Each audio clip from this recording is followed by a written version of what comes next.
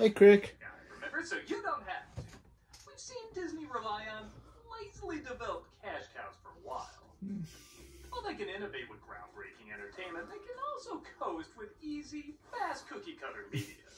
In the past, it's been awkward teen movies. More recently, it's been the live-action remakes. And of course, we all remember the direct-to-video sequels. The films nobody asked for, yet everybody watched. Disney was great at taking Happily Ever After and asking, hey, what if that was only part 1? Most of these were pretty bad, yet made a ton of money.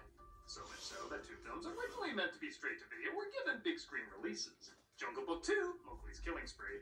Oh wait, that's the book, seriously, y'all need to read it! And Return to Neverland. It was ripped apart by critics, equally hated by audiences, and I think it's okay. The Peter Pan sequel made years. 2002, almost 50 years after the original. Return to Neverland admittedly doesn't need to exist, but for a film that's entirely pointless, I found it kind of charming. I don't know, maybe I'm just comparing it to the other awful sequels that came out, but it's not afraid to be aggressively harsh at times. It continues the story while also bringing us sections of the book that were left out of the first version. And the animation is beautiful, particularly at a time when Disney was phasing out its hand-drawn films. Now, I don't see it as great. There's certainly moments where it stumbles, and for a sequel made half a century later, it could have been more grand. But I thought it captured the spirit of the original book and play pretty well. I do wish it would go further, like what the Fox show did in the 90s, still waiting for a digital release Disney. But for no doubt the limitations Disney must have given to this, I think it turned out an okay flick. What makes me give this sequel a pass and others? The Boo Box? Well, let's fly on in.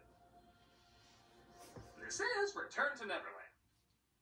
The intro already starts off pretty cool with some beautiful clouds above London showing us silhouettes of the previous film. And this already feels more visually creative than other nostalgic callbacks like... When you take on the responsibility, great power will come. I also like the reveal Peter is a little less creepy than the original that looks like a horror film from Neon Pictures. The story always ends the same. Peter Pan shouts, "Keep the mouse away from my IP!" Wendy grows up with her cat Susie and has a family of her own, along with a son named Danny and a daughter named Jane, played by Harriet Owen. The second star to the right. Oh, you just lost a second star right there with that pop song. Yeah, that's sadly one of the most jarring things about the sequel. The songs are timeless like the original, but rather the most 2002 thing you can get. The second star to the right. The only soundtrack more 2002 would be Britney Spears' movie Crossroads. What? The reason I say that is because it beat this movie at the box office. Oh. So going that direction didn't work anyway. Tell you that the dream you planned. I also like Peter Pan gets top billing, as if he's going to be in other 2002 movies like Rollerball or Star Trek Nemesis. our story begins in difficult times. Disney in 2023. Actually, this takes place during World War II. Huh, should have gone with Windtalkers in that last joke. As Jane's father is drafted, having to leave his family behind. I want to go with you. I need you here to take care of your mom and Danny. Can you do that for me? When there's a smile in your cherry. Yeah, not even 5 minutes in, and we're already in the Disney version of The Pianist. I give credit for going this dark this early. However, the same care doesn't always transfer to the characters' names. Whoa, what is it now, too? Nana 2? That's some Belle's Magical World writing there. What was Jane's original name? Wendy Jr.? Right now, here we go into the bomb shelter.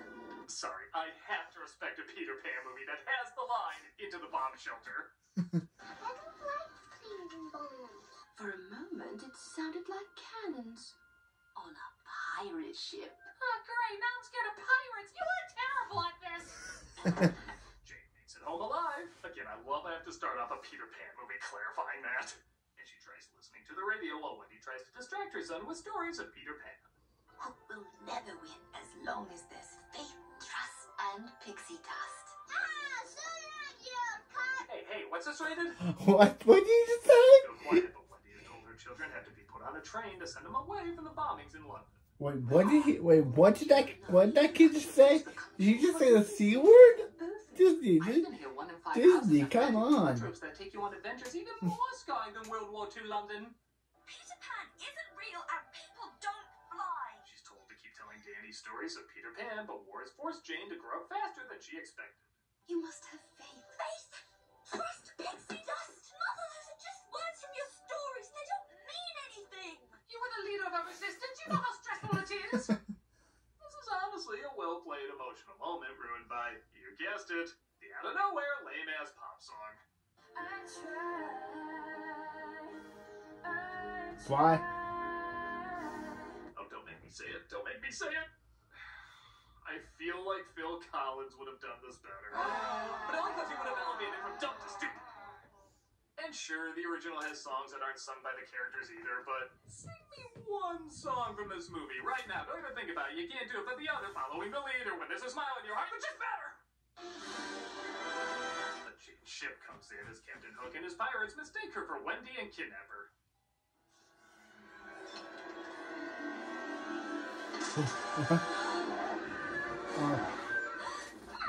My apologies, miss. Seeing how the original voice of Smee was also the same guy who played the Ranger in the Humphrey the Bear cartoons, I kinda want to hear him go, "First you make the snag, put her in the bag."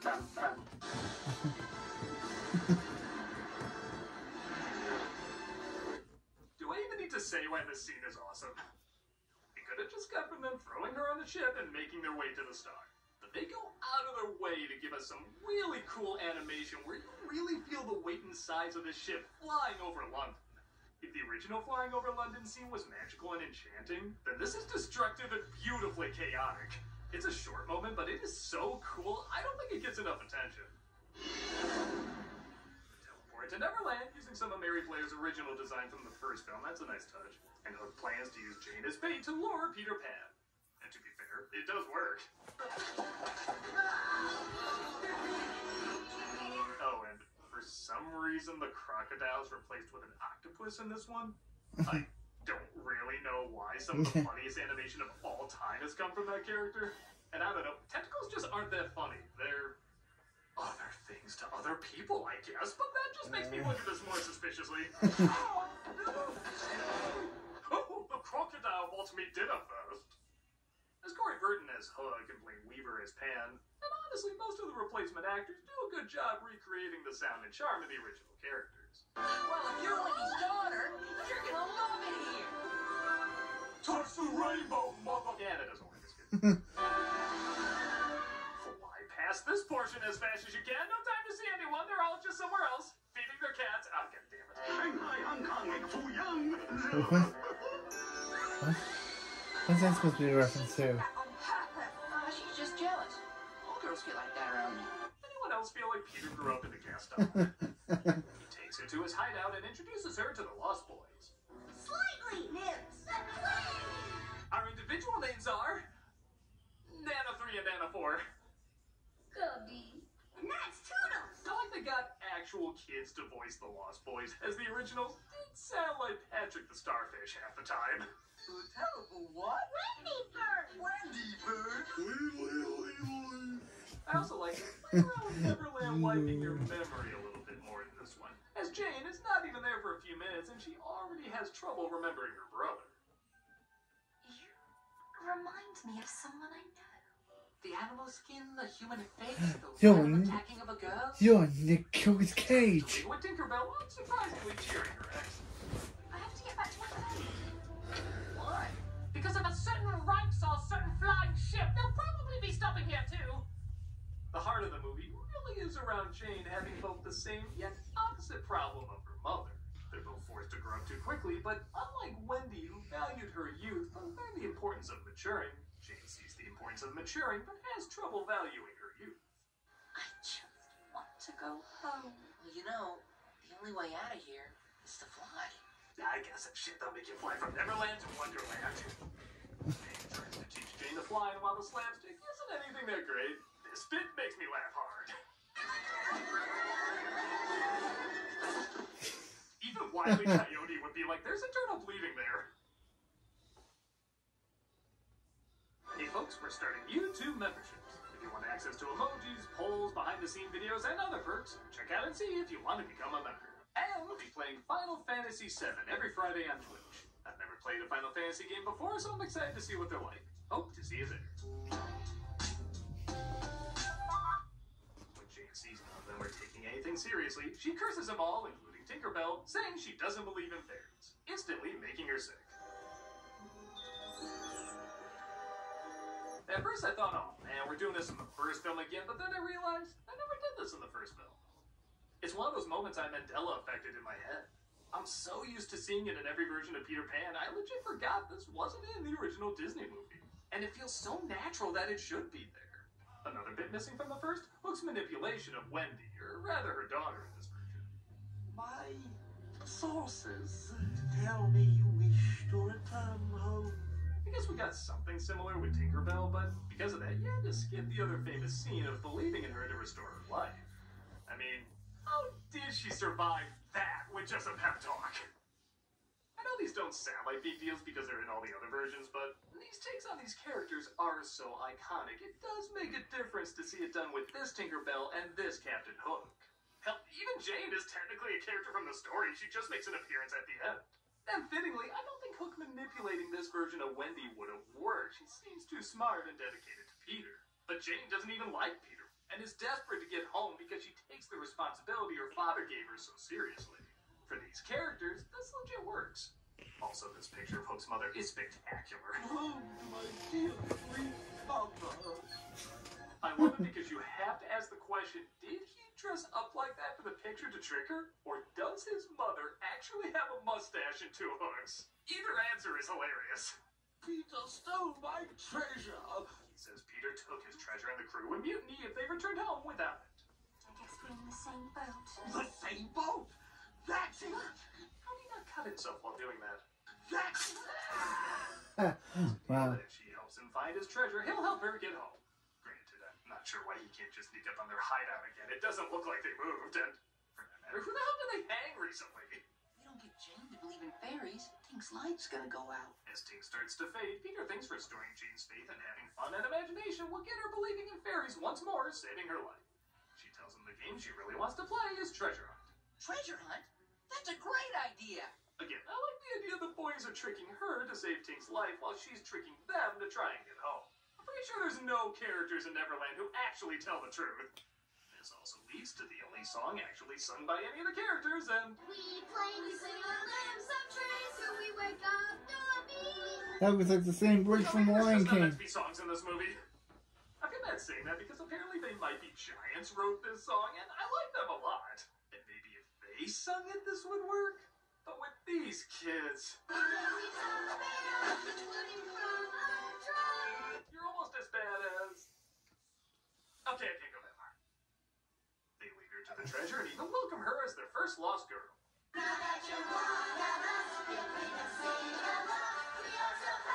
there are pirates in this movie, right? Thank you. We do get that lame-ass liar reveal third act where everybody hates Jane for betraying them and there's a huge misunderstanding and everybody sulks. Two good things about it, though, is A, it doesn't go on that long, and B, it is kind of worth it for this Captain Hook joke. You see, he made a deal he wouldn't harm a hair on Peter's head. Ow! This is the one I won't harm. Here, you keep it. I love a-holes with loopholes. His laugh is also pretty great. No one can save him now. Good God, it's like he screamed at the spider and then found out the spider was funny. When Jane discovers Tink is dying, she quickly finds her and tries to bring her back to life. Again, I'm so used to seeing this character glowing that to suddenly see her not glowing is surprisingly jarring. Oh no. This is all my fault. The scene is very effective apart from, you know. Oh, that song's back. Why did you play that song twice? Signs that go off above a studio audience. This is, remember sad music makes you cry, not the sad music, but something that sounded like the sad music. Please cry. You know the drill, though. She believes, that brings her back to life, and they go to save Peter. Admittedly, I am kind of sick of the climax always being on a pirate ship. I mean, Neverland's not Rhode Island. There are places you can go. But it gives Jane an okay arc as she finally learns how to fly.